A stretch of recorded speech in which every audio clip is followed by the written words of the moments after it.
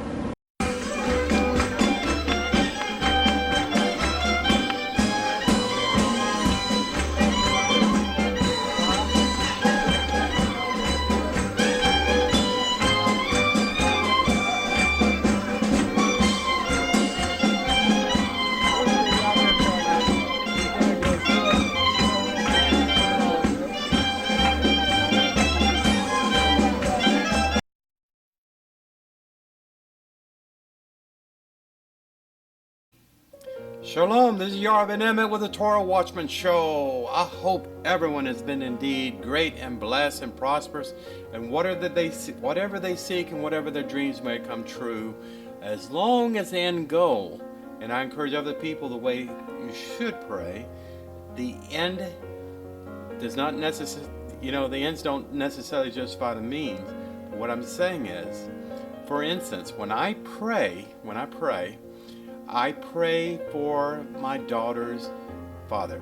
So I literally say, God, please bless the financial security of Elior's Abba. That's what I say. So when you put others first above yourself that are dependent on you, then God listens. He does listen. And I hope God answers all your prayers. Just make sure they're heavenly directed. Make sure your desire is to be in the delicious presence of Hashem. To be in the house of the Lord is greater than life, right? I'm starting a new series here, the Torah Watchman, a sub-series, on questions Jews have of Christians. Yeah. Questions that Jews have for Christians. Well, the title of this one is The Empty Tomb. Okay?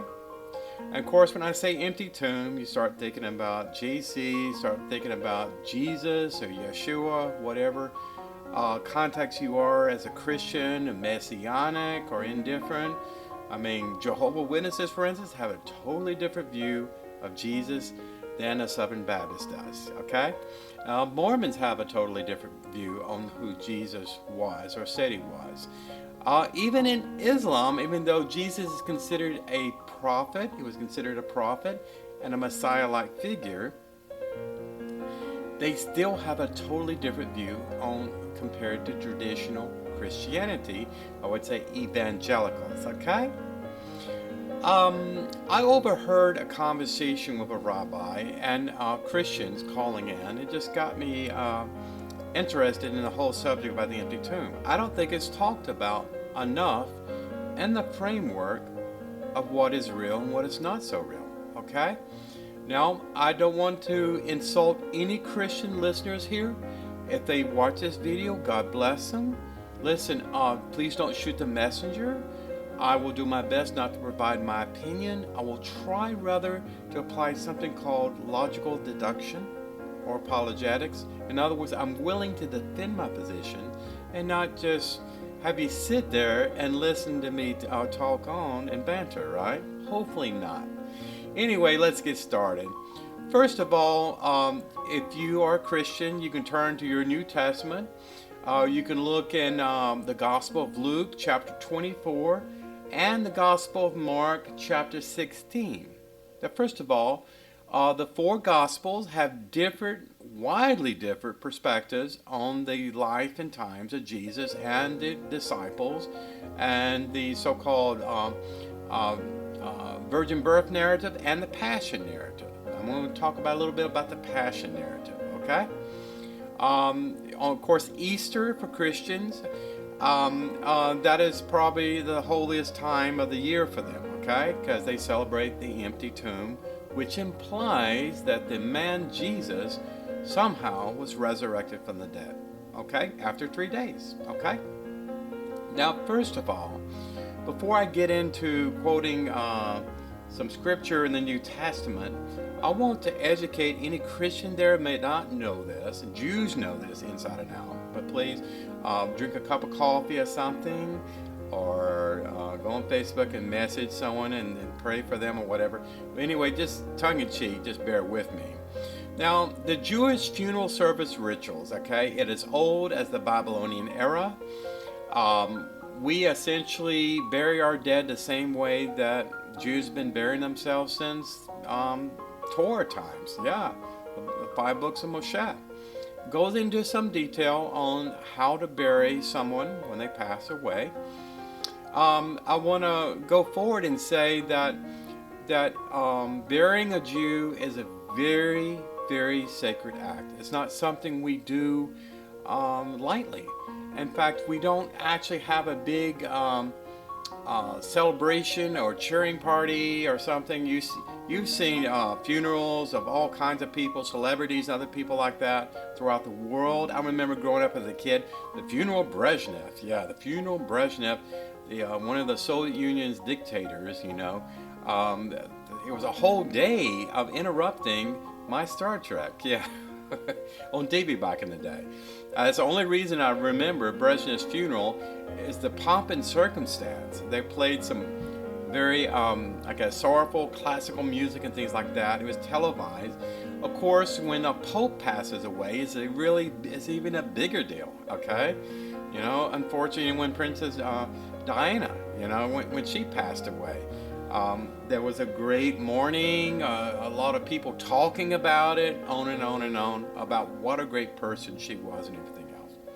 Okay, Jews do this, the whole matter of mourning and self-reflection and the act of getting a body for burial completely different, I think, than most cultures do, okay? I don't have a lot of information of Islam. I do apologize.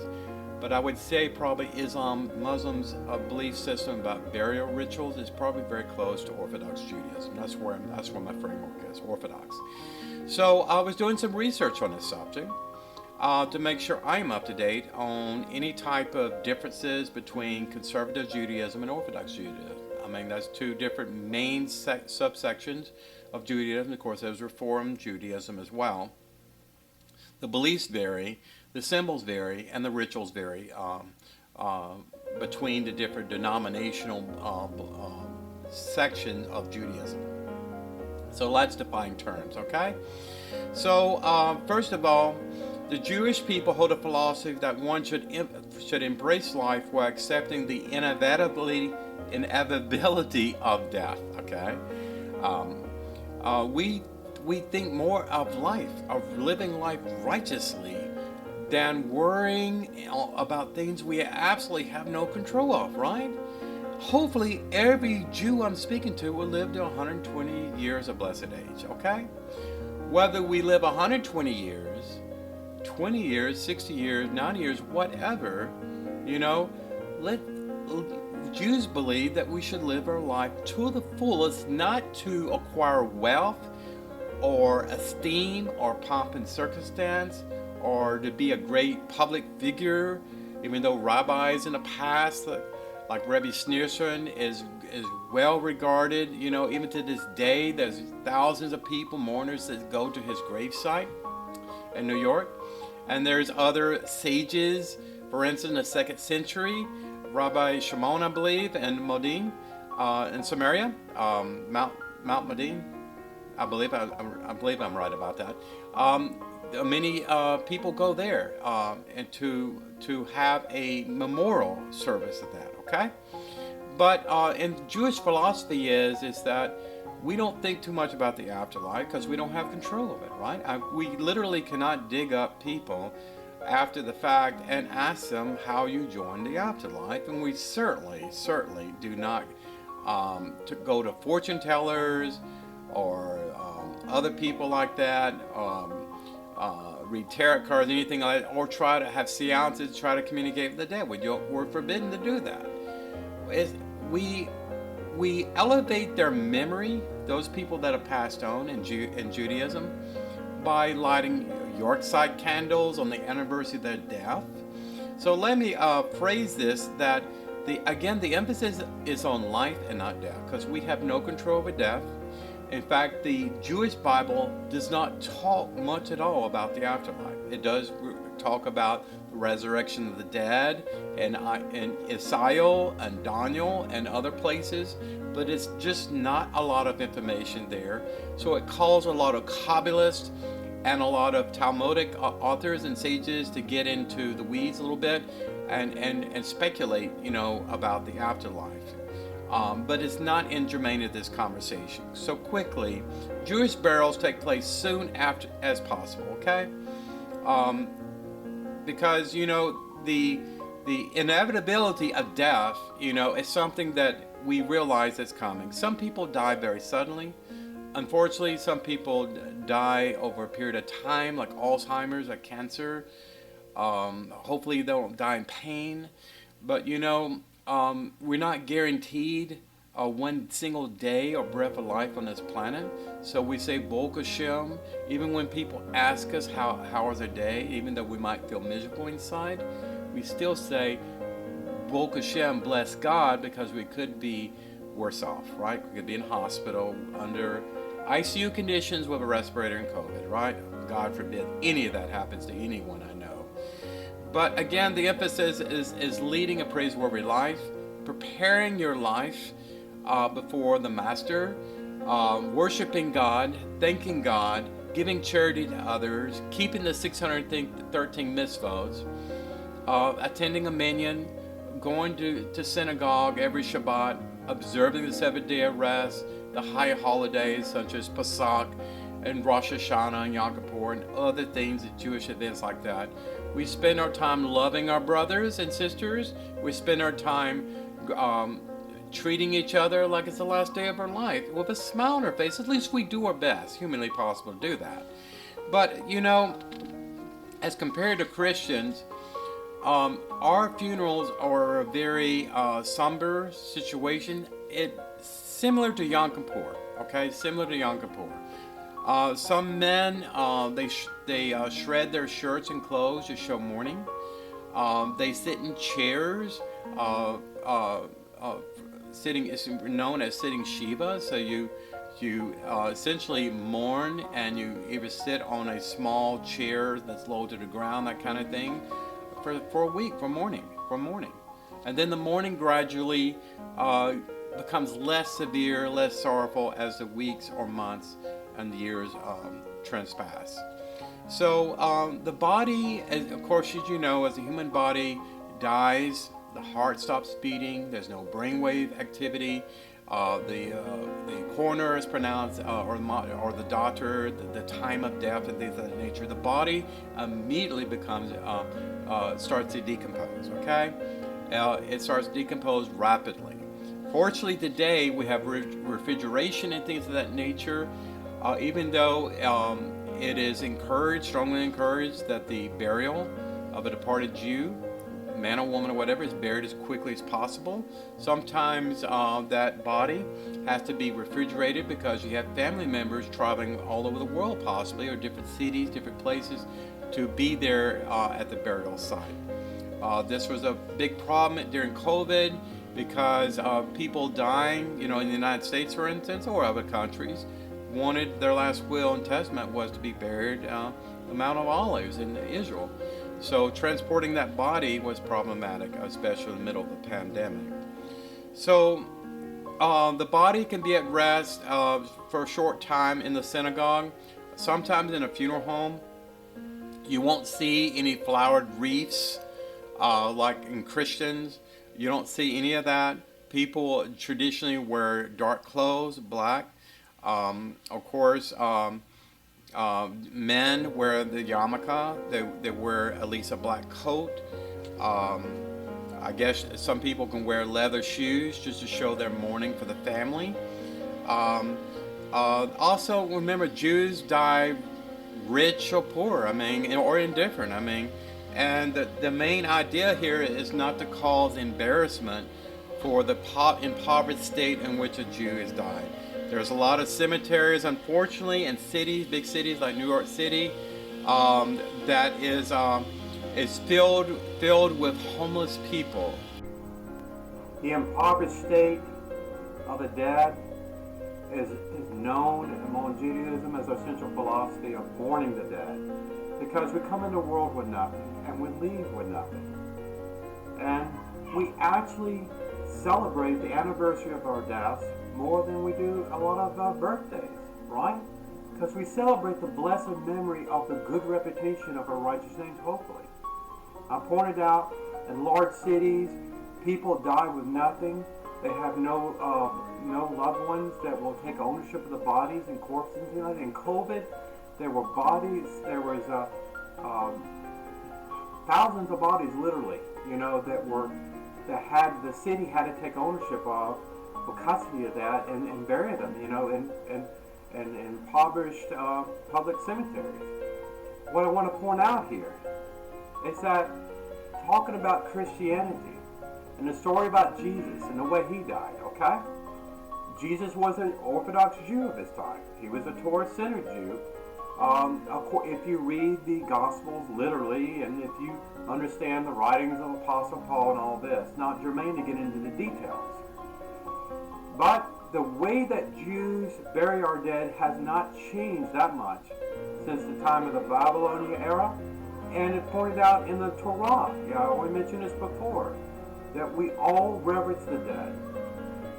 But understand this, the way we prepare a corpse or a body for burial, it's much, much different than what the account that you hear about in the Gospels. Namely, Luke chapter 24 and the Gospel of Mark chapter 16 verses 1 through 8, or in the English Standard Version, or close to the 16th century, some Catholic bishops added additional verses to make Mark's passion narrative comparable to comport with the other accounts, like in Matthew, Luke, especially in the book of John, was significantly cleaned up close to the end of the first century.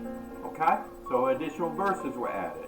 The original verses and account in Mark, for instance, which is the oldest gospel, is actually older than Matthew, Luke, or John, okay? The Gospel of Mark, again, was around 67 or so, close to 70 CE or AD if you go by the Christian calendar system.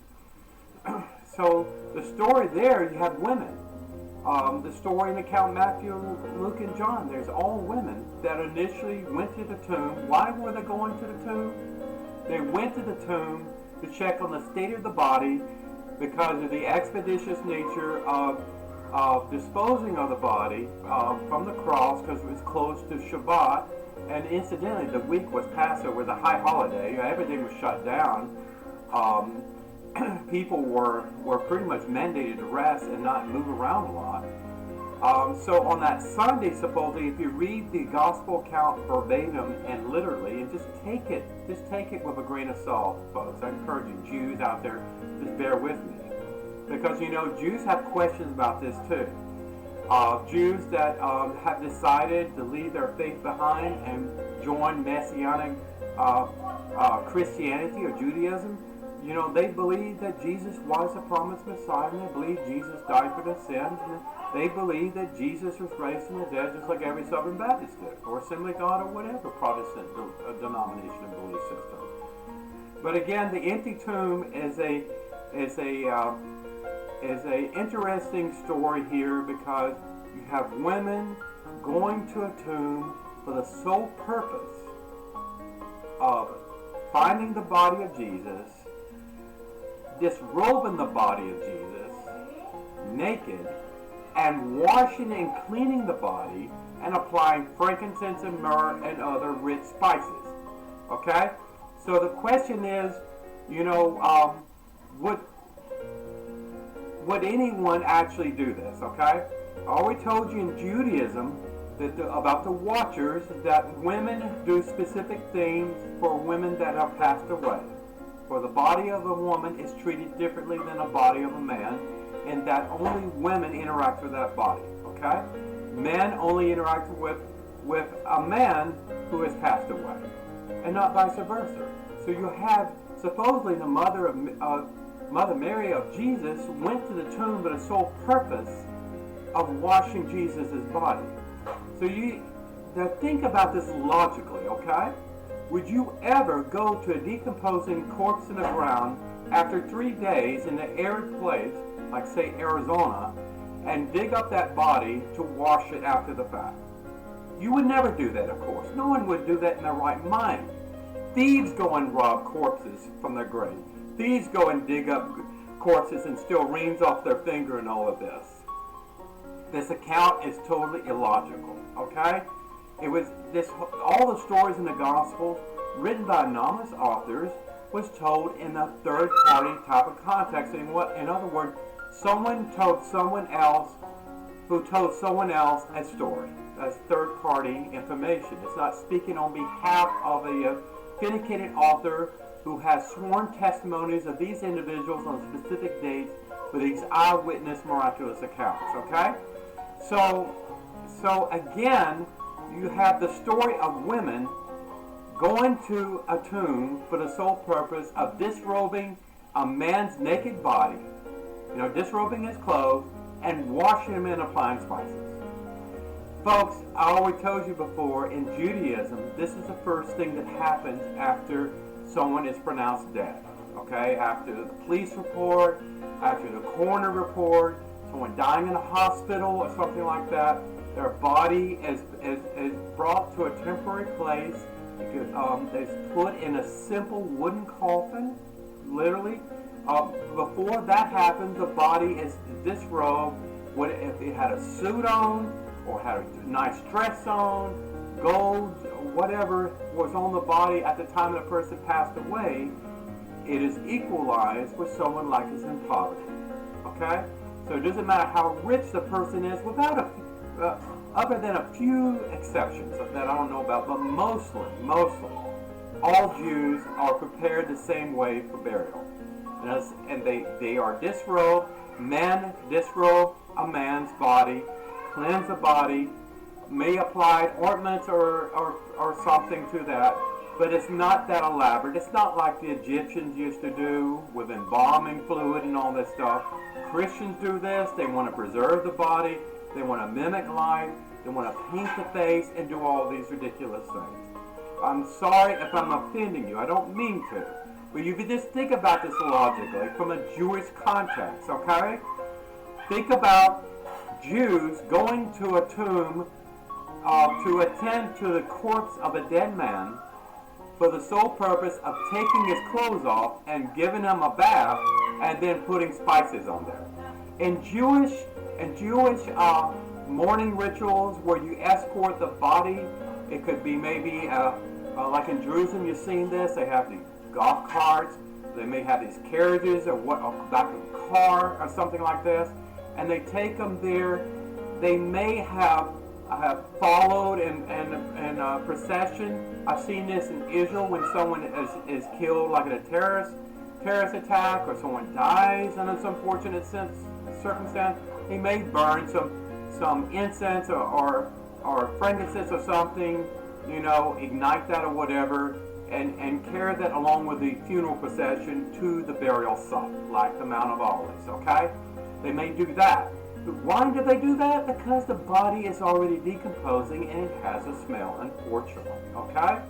So you can imagine Jesus in a tomb for 3 days, buried as much as buried can be, and having women go in there to disrobe his body, expose his naked body to be washed and have frankincense and myrrh, oils and ointments applied to his body. It is ridiculous. Jews do not behave this way. Christians or Gentiles may behave this way. In other cultures in this world, people approach the dead many different ways. They have different rituals, different traditions. I'm telling you what the Jewish tradition is today, and the same Jewish tradition that went on in the time of Moshe. Yes, it's the same way we bury the dead. We think more about living than dying. That's why there's not a lot of information about the afterlife. So bringing this home in conclusion, I'm not saying there wasn't a resurrection of Jesus, okay?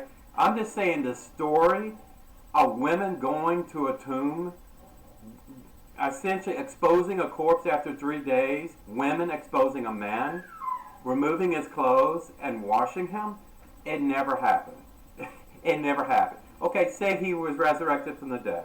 Say he was missing from the tomb. I'm just telling you, women would never go to a tomb to do that. Okay, men would have done that. Men would have done that, but even so, after a body is interned and buried, men would not dig up or expose a corpse in this way, because it's an abomination. It's an abomination because you're saying your goodbyes. You sit Shiva for 7 days. You're lighting a Yorsak candle 11 months, toward the anniversary date of the person's passed away. You're mourning for 30 or more days after this. Especially in the week of Pesach and Passover and around Shabbat and things of this nature. Just think this out logically. Listen, my Bible, my Jewish Bible, can stand up the muster, the litmus test of being tested. Empirical science, archaeology, history, the prophecies of Daniel and Isaiah. You can see how these prophecies over a period of time have come true. You can test this to yourself and to believe it.